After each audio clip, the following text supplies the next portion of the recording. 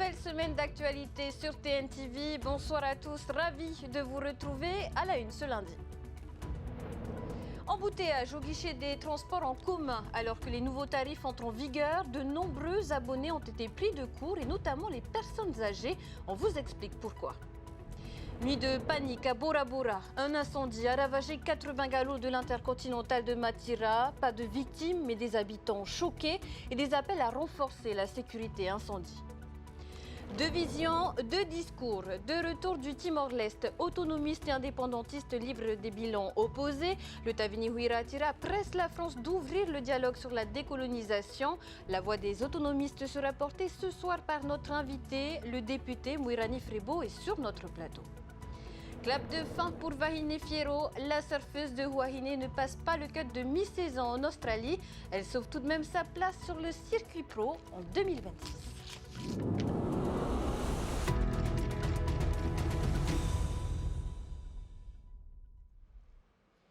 Jour J pour les nouveaux tarifs des transports en commun et c'est le chaos au guichet de la gare routière à Papeete. Malgré la communication officielle, beaucoup d'usagers découvrent à la dernière minute qu'ils doivent refaire leur carte. Le reportage de Meriteato Tauhiti Tauniamusan et Davidson Bennett. Attroupement massif ce matin devant le guichet des transporteurs. Devant l'afflux, un deuxième agent a dû être mobilisé car il faut produire de nouvelles cartes et vite. Les anciens modèles ne fonctionnent plus et de nombreux usagers l'ont découvert vendredi. L'incompréhension, c'est le monde qu'il y a. Regarde, on va attendre 2 heures pour se faire une nouvelle carte. Je comprends pas. Ce qu'il y a, c'est qu'il n'y a qu'un seul point où tu peux faire renouveler ta carte. Là, ce sont les cartes des personnes qui nous ont déjà déposé la semaine dernière et eux, ils viennent juste récupérer. Du coup, moi, je suis là dehors pour attendre et informer les gens qui ont déposé de récupérer avec moi. Ouais, c'est vrai, ils sont fatigués, mais ça va, les gens là, quand on leur explique calmement, ils comprennent. Afin de bénéficier du tarif unique de 150 francs en transport en commun, tous les usagers devront soit acheter leur ticket en ligne sur teletahiti.pf ou via l'application Teletahiti Mobilité, soit se déplacer physiquement dans les 3 agences. Autrement, il faudra payer le tarif prévu, soit 200 francs. À part la population scolaire étudiant, tout le monde doit refaire sa carte. Donc les cartes d'abonnement, les cartes Matayapo, les cartes prépayées. Pour les cartes d'abonnement et les cartes prépayées, il faut le faire aujourd'hui. Voilà. C'est ça, à l'exception donc du carte Matayapo, comme on en a déjà discuté, où on a laissé une tolérance. Jeudi c'est férié, comme c'est fermé, comme il n'y a plus personne. Qu'est-ce qu'on fait? On revient vendredi, c'est le vendredi. Après la 19 fois que je viens, c'est toujours plein. Moi, hier, quand j'ai pris le bus, ta carte est plus valable. Et ma Tayapo, hein, pas n'importe laquelle. Hein. Elle m'a dit ta carte est plus valable. Du coup, tu as dû payer? Non. Ben non, j'ai pas payé parce que je la connaissais, la jeune femme. Elle m'a dit non, Doumé, monte dans le bus, ne t'inquiète pas. Et je suis monté. Avec ces 240 bus, le réseau transporte plus de 30 000 passagers par jour, dont 5 000 détenteurs de la carte Matahiapo. Un chiffre en hausse constante. Résultat, la compagnie a décidé de repousser à 62 ans le bénéfice de cette catégorie. Retour à présent sur l'incendie qui s'est déclaré peu avant 22h hier soir à l'intercontinental du côté de Mathira à Bora Bora. S'il n'a fait aucune victime, les flammes ont ravagé 4 bungalows et provoqué une vive panique sur la plage comme dans le voisinage. Témoignage dans ce reportage.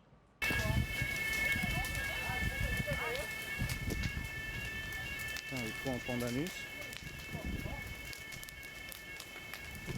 Chaud.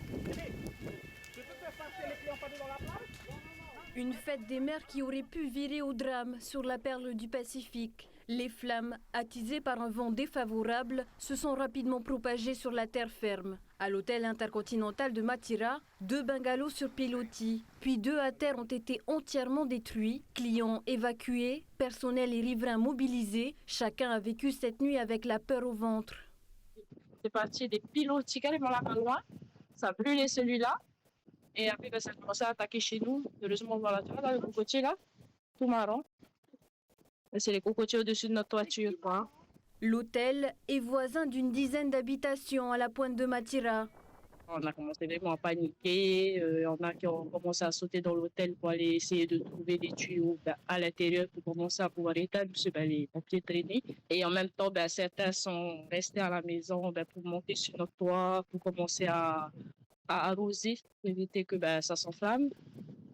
Et heureusement que tout le reste des jeunes de Matira ont commencé à arriver pour nous aider. Et ensuite, les pompiers. C'était apocalyptique. On n'avait que de la cendre allumée. C'était quelque chose. C'était quelque chose. Franchement, il a suffi de peu pour qu'aujourd'hui, on se retrouve SDF, quoi. Les habitants espèrent que cet épisode déclenchera des mesures de sécurité renforcées. Ils réclament notamment l'installation de bornes à incendie supplémentaires, car l'incendie ravive un douloureux souvenir, celui d'une pension de famille du quartier qui était partie en fumée en 2012. Mais ce qui était vraiment un peu énervant, c'est quand même le temps mis par les pompiers pour arriver. Après, on a l'impression qu'arrivés sur le côté, ils étaient un peu perdus aussi, le branchement, leur machin. En fait, c'est tout un truc. Avant qu'ils arrivent finalement à sortir, à pulvériser leur eau sur les pégalos, quoi. Moi, j'ai pensé que c'était un peu du cafouillage. C'est la deuxième fois qu'on constate. À 10 années d'intervalle, ça n'a pas bougé. Les pompiers ils mettent du temps, ils arrivent, ils ont l'air un peu confus. Heureusement, plus de peur que de mal pour les touristes comme pour les habitants. Une enquête est en cours pour déterminer l'origine du sinistre. Et avant les conclusions de l'enquête, nous allons tenter d'en savoir plus sur les circonstances du sinistre et de l'intervention des secours en direct par téléphone. Le responsable de la sécurité civile et publique de Boura Boura, Steven Geva, bonsoir. Oui, Yorana, bonsoir. Alors, Steven, quelles sont les premières hypothèses sur l'origine du feu? Donc aujourd'hui, en fait, on est quasi sûr que le sinistre a été déclenché par un problème électrique qui vient de la climatisation sur un des bungalows sur pilotis. Steven, que pouvez-vous nous dire sur le déroulement de l'intervention la nuit dernière à Matira? On a entendu certains riverains dénoncent un temps d'intervention particulièrement long. Alors, on est tous d'accord, en fait, et pour dire qu'effectivement, quand on est en situation de stress, le temps nous paraît long. Ce que je peux vous dire, c'est que nous avons reçu le premier coup de fil signalant, en fait, ce sinistre à 21h31 qui signalait, en fait, l'embrasement de 2 bungalows. 1 minute plus tard, c'est-à-dire à 21h32, un deuxième appel qui nous confirme qu'il y a eu propagation sur 2 autres bungalows qui se trouvaient donc à l'opposé des pilotis sur la plage. Donc un sinistre avec une rapidité de propagation qui est causée par le phénomène météo hier soir, c'est-à-dire on avait des rafales. Et puis on est tous d'accord aussi de dire que le potentiel calorifique des établissements hôteliers donc sur les îles sous le vent fait que quand il y a un incendie, ça part très très vite. Les moyens matériels de l'île sont-ils suffisants face à ce type de sinistre et même dans le quartier, y avait-il des bornes à incendie à proximité? Alors, nous avons une borne à incendie donc à l'entrée en fait de la pointe de Matira, qui se situe à plus de 20 mètres de l'hôtel, donc atteignable en fait effectivement par nos tuyaux, ce qu'on appelle les établissements d'alimentation en eau. Donc effectivement dépêché sur les lieux 2 camions, donc un camion qui est arrivé donc devant l'hôtel et avec l'effectif de 4 sapeurs-pompiers au départ, suivi de 4 autres qui sont arrivés en renfort pour justement mettre en place l'établissement pour alimenter une division en eau et pouvoir alimenter donc une lance. Donc effectivement tout ça, l'alimentation de l'engin plus l'alimentation de la division plus des lances prend du temps. Et je comprends tout à fait l'inquiétude des riverains. Et aujourd'hui, vient la question en fait de l'urbanisation des quartiers, parce que on peut s'apercevoir que dans ce secteur, les maisons sont les uns sur les autres. Donc c'est en cas de sinistre, donc ça peut vite déborder et vite dégénérer. La réflexion est engagée, Steven Geva. Excusez-moi, je n'ai pas compris la question. La réflexion est engagée autour de l'urbanisation des quartiers. Effectivement, la question est engagée et effectivement, nous avons un processus en fait de rajouter et de renforcer en poteaux incendie sur des secteurs où l'urbanisation est beaucoup avancée, et Donc ça, c'est effectivement, les dossiers sont sur la table et ce sont des dossiers qui vont être concrétisés d'ici peu. Merci Steven Geva pour ces éléments d'information complémentaires. Steven Geva qui était en direct depuis Bora Bora. 4 ans de prison requis contre le skipper interpellé à la marina de Papeete avec 1 kg de cocaïne à son bord la semaine dernière. Consommateur occasionnel, celui-ci avait déboursé $500 pour se procurer la drogue au Panama. Il a expliqué au juge s'être livré à un achat compulsif pour sa consommation personnelle. Selon son conseil, Maître Peitavit, l'homme n'a rien d'un trafiquant organisé. On l'écoute au micro de Joseph Poulain. Pas de réseau derrière, il n'y a pas de réseau en amont d'ailleurs de financement. C'est une grosse bêtise, si j'ose dire, de la personne prévenue. La quantité interroge, c'est sûr, j'entends, mais dans ce type de dossier, c'est pas moi qui le dis, c'est ce qu'on voit habituellement. Il y a toujours derrière, on ne s'improvise pas trafiquant de stupes en se disant je ramène 1 kg de cocaïne et puis je vais vendre ça tout de suite, etc. Non, il y a je dirais, des organisations derrière, c'est pas du tout le cas dans ce dossier. C'est quelqu'un qui vit par la mer depuis 30 ans, c'est compliqué de dire bah non, plus jamais, etc. Non, il faut qu'il soit sanctionné, évidemment, que son activité à l'avenir se fasse éventuellement sous le regard de la justice, sous le contrôle, mais pas qu'on le prive de cette activité. Il a encore quelques belles années, je pense, d'exercice. Donc voilà, je pense surtout qu'il se rend compte de l'énorme bêtise qu'il a commis. Eux ont traversé la planète pour défendre leur position devant l'ONU. De retour du séminaire du comité des 24 au Timor-Leste, les délégations autonomistes et indépendantistes ont livré ce matin des bilans radicalement opposés. La suite pour le Tavini Wiratira, enclenché coûte que coûte l'ouverture du dialogue avec la France sur la décolonisation. On en parle également dans un instant avec notre invité, mais avant ce reportage de Laure Philibert et Naya Bennett. 4 heures après son retour au Fénois, la délégation autonomiste qui a fait le déplacement à Dili, au Timor oriental, donnait rendez-vous à la presse pour faire un état des lieux du séminaire du comité des 24. Séminaire organisé du 21 au 23 mai dernier. Et Site Poiraur Iteritei, Benoît Kautei et Moerani Frebo avaient hésité à participer. Ils ne regrettent pas d'avoir porté leur vision de la Polynésie contemporaine. Nous ne souhaitons pas de processus de décolonisation quelconque, nous ne souhaitons pas d'indépendance. Nous sommes bien dans ce partenariat avec la France. Ce qui est important pour nous, c'est que ce soit la voix des Polynésiens qui soit écoutée, parce que, comme nous l'avons dit, ce n'est ni à l'État français, ni à un parti politique, ni à l'ONU de décider de notre avenir, mais bien aux Polynésiens seuls. Dans la foulée, une partie de la délégation du Tavini Wiratira, voix officielle du pouvoir en place, a elle aussi tenu à revenir sur son intervention face aux instances internationales. Les indépendantistes déplorent une situation de blocage politique 12 ans après la réinscription sur la liste des pays à décoloniser. Franchement, moi j'aurais pensé qu'un siècle après, les mentalités auraient changé. C'est toujours la même mentalité. En Afrique, les pays asiatiques, c'est la même politique.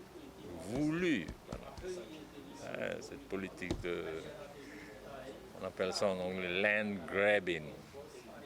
En marge de ce déplacement, Oscar Temaru, Tony Geros et Richard Toureyava annoncent avoir déposé une série de recours en contentieux vendredi pour contraindre l'État à ouvrir le dialogue sur le processus de décolonisation. Oui, c'est un recours contentieux qui a été déposé vendredi par l'Assemblée de la Polynésie française, au nom de l'Assemblée et non au nom du pays, devant le tribunal administratif. La nuance est importante.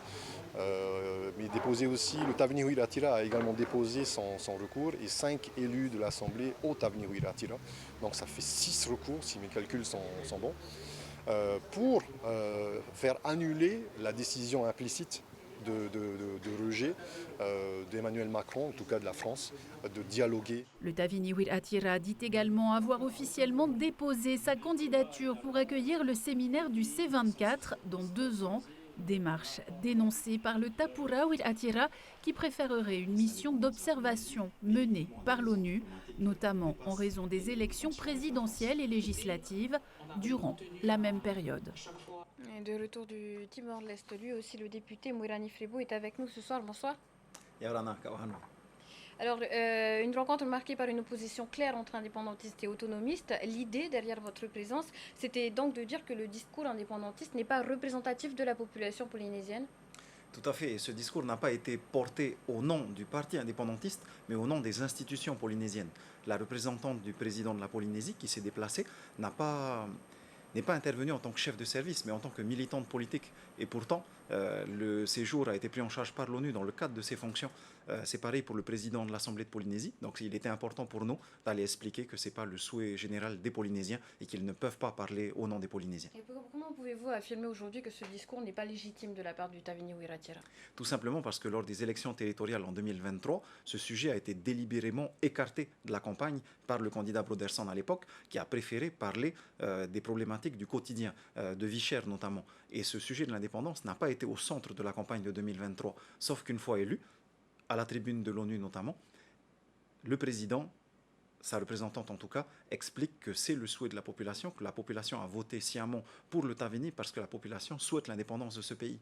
Et on est allé apporter un discours contraire qui a beaucoup plu d'ailleurs, notamment à la présidente du comité des 24, Menissa Rombali, qui nous a reçus en entretien bilatéral en plus des réunions formelles. Pendant un long moment, on a eu plus d'une demi-heure d'échange et elle a beaucoup apprécié le fait d'avoir justement toutes ces versions-là qui comptent également. Alors, on parle au nom de la population polynésienne. Anthony Giros expliquait hier soir sur notre plateau que pour savoir ce que veulent vraiment les Polynésiens, il faut en tout cas enclencher le processus. On entend par là qu'il faut enclencher un référendum. Et vous? Vous savez, dans les débats qui se sont tenus à l'Assemblée il y a peu de temps, Lana Tetuanu, il leur a même dit, à ce moment-là, si vous voulez, si ça peut régler la question, organisons un référendum. Et le président du Tavini Wiratira, Oscar Temaru, avait déclaré que les autonomistes sont majoritaires et qu'ils ne souhaitaient pas de référendum pour le moment. Ça a été leur propre réponse. À titre personnel, je ne suis pas persuadé que le référendum règle la question. Vous l'avez vu en Nouvelle-Calédonie, ils en sont au 3e référendum et la population est aujourd'hui déchirée. Est-ce qu'au lendemain d'un référendum, la question serait réglée? Même si on a 60% des Polynésiens qui se prononceraient par exemple contre l'indépendance et 40% pour, le lendemain, qu'est-ce qu'il advient? Est-ce qu'il est réellement juste de comparer la situation de nos voisins calédoniens à la nôtre aujourd'hui? C'est ce que les indépendantistes font souvent en rapprochant l'attitude de l'État sur les deux dossiers. Et eux veulent que l'État traite le dossier polynésien comme le dossier calédonien. Justement, en parlant de l'État, le parti indépendantiste, on l'a entendu, a saisi la justice française pour contraindre l'État à ouvrir le dialogue sur ce processus. Quel est votre regard sur cette démarche? Vous savez, moi je pense qu'il faut faire preuve d'un peu de cohérence. C'est particulier quand même quand on voit la représentante du président du pays aller qualifier l'État de bourreau lors du C24 au Timor et qu'en même temps, on a le président du pays avec le ministre de la Santé à Paris à renégocier les termes de la Convention Santé-Solidarité pour demander toujours plus d'argent public à l'État. À un moment donné, il faut faire preuve d'une certaine cohérence. Et les incohérences sont nombreuses, selon le parti autonomiste que vous représentez ce soir. Vous parlez de l'État en Polynésie. Le haut-commissaire a dressé le bilan des dépenses il n'y a pas très longtemps. Les indépendantistes de leur côté parlent de recettes que touche l'État. On aimerait bien comprendre de quelles recettes parle-t-on exactement, concrètement? On ne comprend pas non plus. Vous avez vu, le haut-commissaire a été très clair sur les communications des chiffres. 222,8 milliards de transferts financiers l'année dernière de l'État vers le pays, 1 milliard de transferts du pays vers l'État. Les chiffres sont clairs. Et on a d'autres chiffres qui sont évidents. Vous avez les indépendantistes qui, au Timor, ont beaucoup cité l'exemple justement du Timor-Leste qui est devenu indépendant en 2002. Et ils l'ont redit en conférence de presse ce matin en disant que c'était un modèle d'indépendance réussi. Or, il faut revenir sur des chiffres concrets. Le Timor, c'est un PIB par habitant qui est 18 fois inférieur à celui de la Polynésie. Le Timor, c'est 13 700 francs de SMIC, quand nous, on est à 173 000 par mois. On n'a pas de système de protection sociale là-bas, et on a un système de retraite qui est quasiment inexistant. Donc, à un moment donné, il faut avoir une approche concrète et regarder ce qu'on veut proposer à la population polynésienne. En tout cas, il y a un consensus sur un point, en tout cas, entre les partis indépendantistes et autonomistes, c'est le souhait d'une mission d'information en Polynésie française. Tout à fait, cette mission d'information, les autonomistes la demandent depuis 2019 déjà, par la voix du président Fritsch à l'époque. Et ça nous semble important que cette mission d'information vienne se rendre compte que, justement, on parlait de comparaison, que la Polynésie, son système n'est bien sûr pas parfait, il ne le sera jamais, mais qu'on est loin d'être à plaindre en matière de développement, de santé, d'éducation et sur l'ensemble de ces paramètres. Par contre, on a une nuance qui est importante sur la tenue du séminaire régional en Polynésie. Nous, on pense que ce ne serait pas une bonne idée. Vous l'avez vu à la tribune du C24, la Russie, l'Azerbaïdjan, la Syrie, le Venezuela, sont intervenus pour soutenir le dossier polynésien, enfin le dossier Quel est porté l'intérêt par pour les ces pays de indépendantistes. soutenir le dossier porté par les indépendantistes selon vous? Évidemment, pas du tout les intérêts des Polynésiens. Il s'agit là de régler leurs comptes avec la France pour des problématiques diplomatiques qui nous dépassent, sur les guerres et autres affrontements que connaît le monde en ce moment, mais sûrement pas sur le dossier polynésien. Et moi, nous craignons qu'en cas de séminaire régional ici en Polynésie, on ait toutes ces questions et ces tensions internationales qui viennent se cristalliser en Polynésie et que ces pays en profitent quelque part pour venir embêter la France et qu'on soit en quelque sorte instrumentalisé.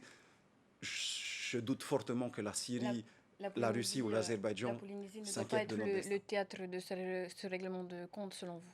Tout à fait, vous avez vu l'actualité récente. On a beaucoup de drames qu'on connaît au quotidien, notamment au niveau de la protection de notre jeunesse, au niveau de l'éducation, au niveau social. On a bien d'autres focus que d'aller s'occuper de ces querelles internationales.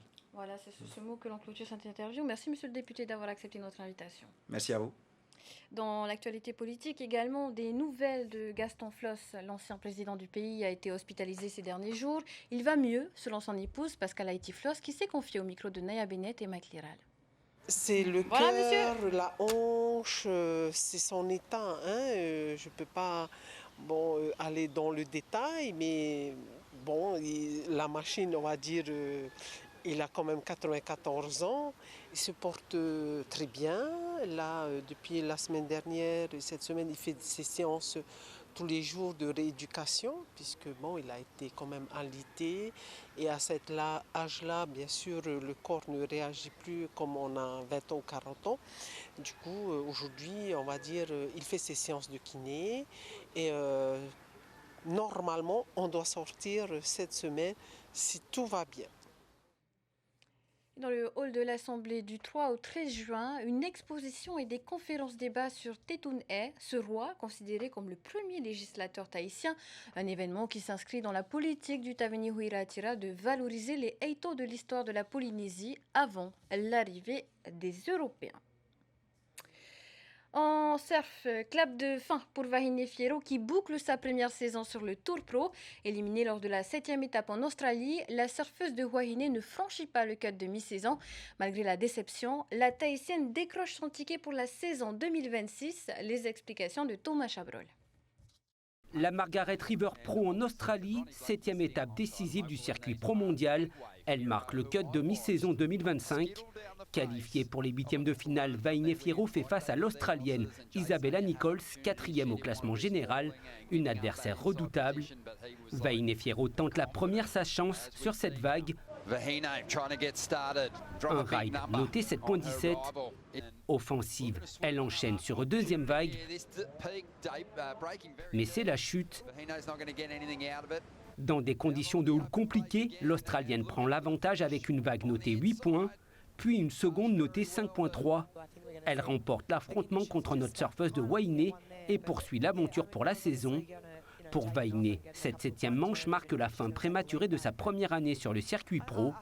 De 10e au classement général, elle recule à la 12e place. Pas suffisant pour vivre la seconde partie de saison dans le CT.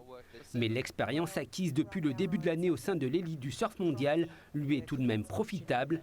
La surfeuse de Wahine bénéficie d'une réforme récente de la WSL qui lui garantit une place sur le CT 2026.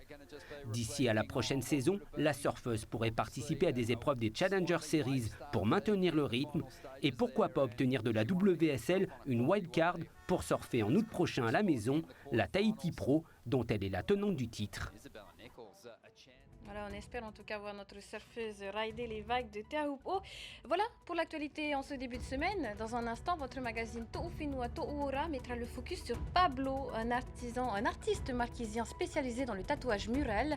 Puis place à 2 épisodes de la série Carpe Diem, avant de terminer avec un nouveau numéro d'enquête exclusive. Excellente soirée à tous, à demain. Retrouvez ce journal en replay sur notre site internet et notre application mobile TNTV.